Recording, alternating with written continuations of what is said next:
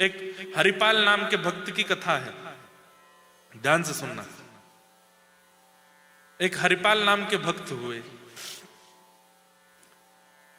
उन्होंने अपने माता पिता से कह दिया कि मैं विवाह नहीं करूंगा। तो माता पिता ने कहा जीवन भर ऐसे ही रहोगे? बोले कि हाँ, मैं विवाह करूंगा तो ऐसी कन्या से करूंगा जो भगवत परायण हो, खूब भजन करते, कीर्तन करते, कथा सुनते, संपन्न परिवार से थे हरिपाल जी।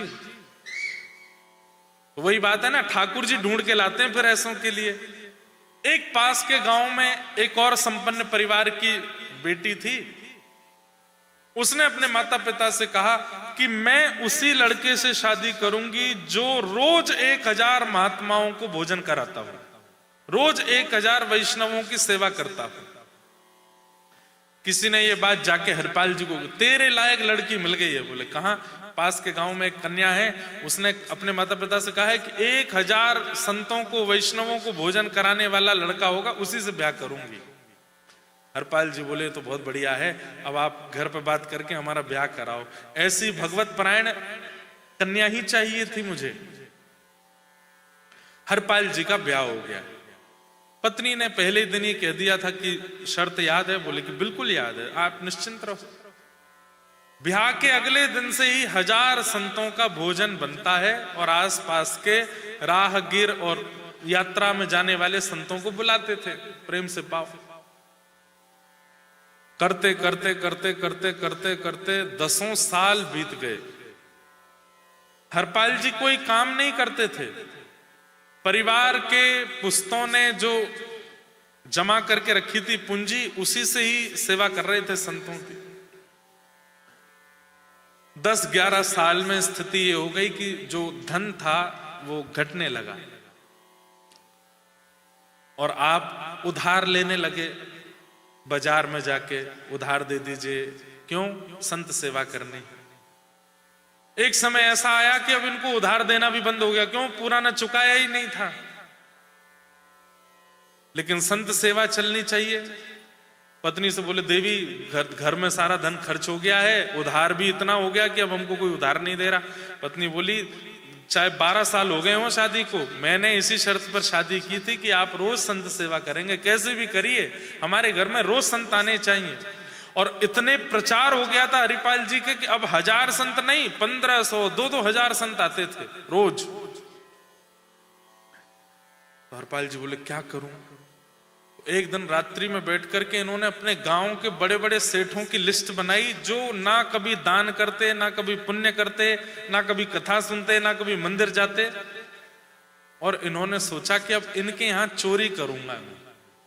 और चोरी धन की नहीं, राशन की, दाल, आटा, चावल, सूखी सामग्री, रसोई से चोरी करते थे।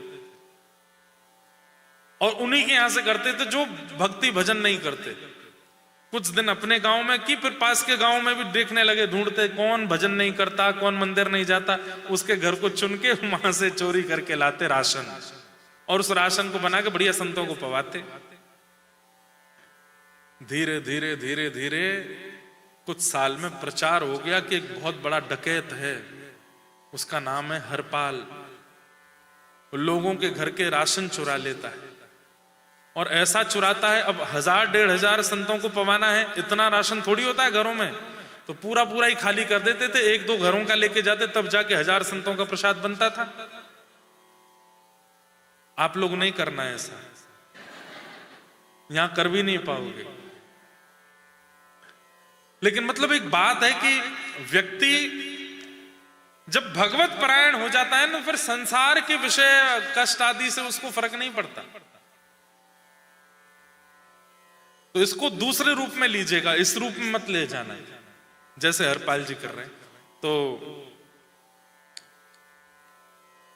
अब तो आपकी स्थिति ऐसी हो गई कि एक जंगल में एक रास्ता था जो 2 गांव को जोड़ता था, वहां आप छुप करके बैठते थे, और जो भी राह निकलता हुआ व्यक्ति आता था उसको आप रोक करके लूट लेते थे। उसके गहने आदि, पैसे आदि अब लूटने लगे, उससे राशन खरीद के संत सेवा करते थे। एक दिन ठाकुर जी मंद मंद मुस्का रहे थे बैठे बैठे वैकुंठ में। लक्ष्मी जी बोली बड़े मुस्का रहे हो, क्या बात है? बोले एक मेरा भक्त है, पता है क्या करता है? बोले क्या करता है? संत सेवा के लिए लोगों के घर में जाके राशन चुराता है, और राशन नहीं मिलता तो लोगों के अंगूठी, सोने की सामग्री चुरा लेता है और उसको बेच के राशन खरीद के संतों की सेवा में लगाता है। अपने लिए कुछ नहीं करता, लेकिन देखो इसका तरीका, चोरी करके करता है। तो रुक्मणी जी बोली तो आप क्या सोच रहे हैं? बोले मैं सोच रहा हूं कि मैं ही एक सेठ बन के जाऊं, थोड़ा अपनी चोरी करवा के आऊं इससे। लक्ष्मी जी बोली मैं भी चलूंगी, मैं भी चलूंगी। नहीं नहीं तुम मत चलो। वो नहीं नहीं मैं भी चलूंगी, मैं भी सेठानी बन के चलूंगी। और महाराज ठाकुर जी बढ़िया चौड़ी चौड़ी मूंछें रखी हैं, ऊपर सुंदर पाग पहनी है, और कानों में बढ़िया सुंदर स्वर्ण के कुंडल पहने हैं, गले में खूब सारी स्वर्ण की मालाएं पहनी हैं, हाथ में मोटे मोटे स्वर्ण के कड़ूला पहने हैं, और बिल्कुल जैसे सेठ होते हैं, हाथ में बेत लेके पेट निकाल के बाहर, और बिल्कुल सिल्क की धोती, सिल्क की कुर्ता, जैसे सेठ जी का स्वरूप होता है वैसे ही बन गए ठाकुर जी। रुक्मणी जी भी थोड़ी वृद्ध सी और खूब सारे गहने, हाथों में अंगूठियां पहन के वो भी एक सेठानी बन गई। दोनों आए,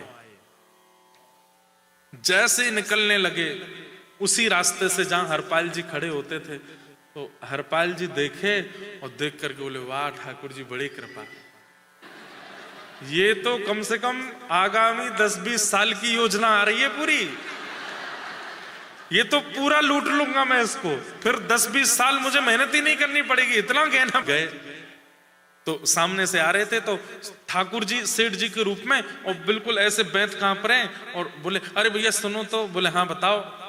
बोले हमको ना दूसरे गांव में जाना है। बोले अच्छा, हमने सुना है यहाँ पर एक बहुत बड़ा डकैत रहता, उसका नाम हरपाल है। हरपाल जी से ही बोल रहे हैं ठाकुर जी।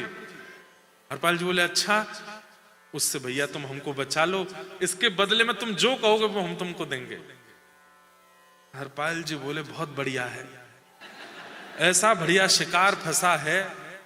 तो हरपाल जी बोले तो फिर एक काम कीजिए। बोले क्या? मेरे यहाँ रोज 1000 संतों का भोजन होता है, तो आप पहले कुछ राशि दे दीजिए, मैं राशन खरीद के पत्नी को दे आऊं, मैं चलूंगा आपके साथ, ये जंगल पार करवाऊंगा। वो हरपाल मुझसे डरता है, मैं पल्ली पार करके आऊंगा आपको।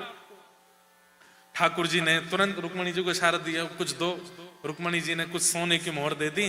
तो हरपाल जी बोले आप 10 मिनट रुको, हम बस राशन दिया है, क्योंकि संतों का जमावड़ा घर आ गया, वे पालेंगे, इतनी देर में आपको छोड़ के आ जाऊंगा। दौड़ करके गए, राशन खरीद के पत्नी को दिया, पत्नी से कहा बढ़िया जमाओ, और सुनो अब संतों से कहना अब इतनी प्रतीक्षा नहीं करनी पड़ेगी, आगामी 10-20 साल की योजना मिल गई है, मैं अभी लेके आता हूं। उस दिन की व्यवस्था करके हरपाल जी दौड़े दौड़े आए। सेठ जी का आओ आओ आओ, मेरे पीछे पीछे चलना बिल्कुल। ठाकुर जी चल रहे हैं पीछे, रुक्मणी जी चल रही हैं।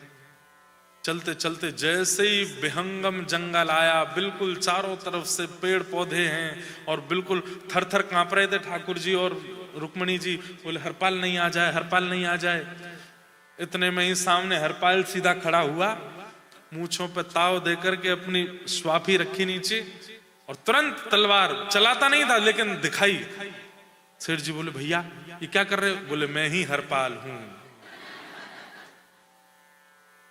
बहुत सोना पहन करके चल रहा है, और तुम दोनों का ये पूरा स्वरूप और इतने सारी सामग्री देख करके, अरे महाराज संतों की खूब सेवा होगी, उतार करके धरो सब स्वाफी में। अरे भैया तुम ही हरपाल थे क्या? बोले हाँ। ठाकुर जी थर थर कांप रहे हैं, अपनी अंगूठी उतार रहे हैं, कानों के कुंडल उतार रहे हैं।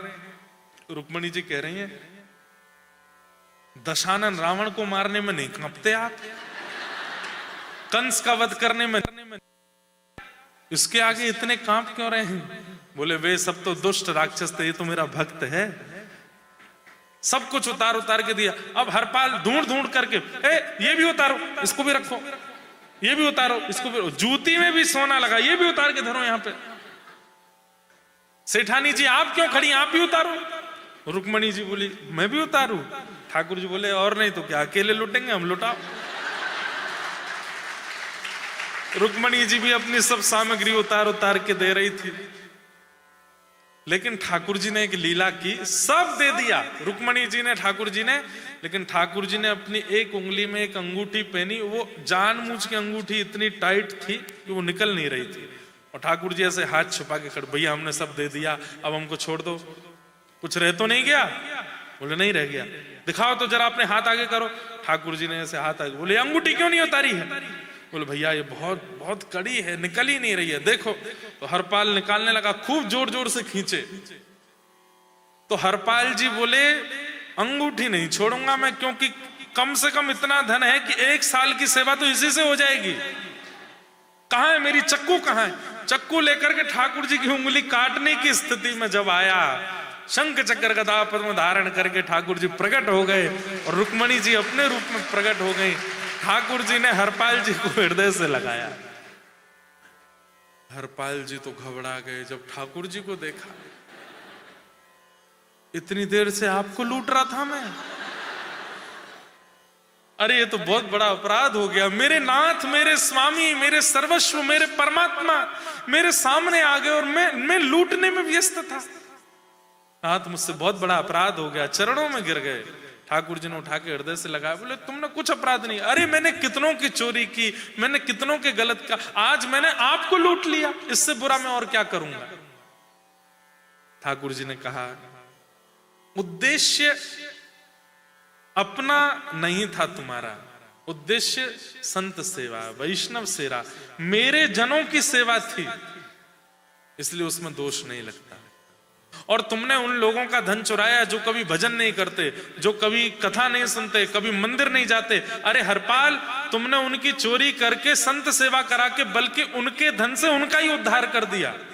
वे सब वैकुंठ जाएंगे तुम्हारे कारण। क्यों? उनका धन तो कभी सेवा में लगा नहीं, तुमने लगाया।